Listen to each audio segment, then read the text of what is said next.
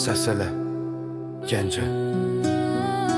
Ya, tarix burada, daşda, torpaqda, Nizaminin ölməz sözü hər dodaqda. Cavad xanım mərdliyi axır qanımızda, düşmənə əyilmədi ən çətin anımızda. İlk cümhuriyyətin paytaxtı, qürur mənbəyi. Bu şəhər sadəcə şəhər deyil, tarixin zəngi. Hər addımda bir hekayə, hər tində bir iz. Biz Gəncəliyik qardaş, məğrurdur səsimiz. Mara Gəncədir, Nizami yurdu, ürəyi döyünür kəpəz eşqi ilə dolu.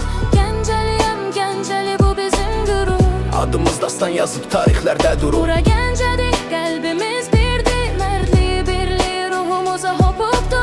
Gəncəliyəm, Gəncəli bu bizim qürur. Yer göyləsin, bu Gəncənin səsidir. Han bağında sərinləyir nəfəsimiz, bu tulkalı evdən dünyaya çatır səsimiz.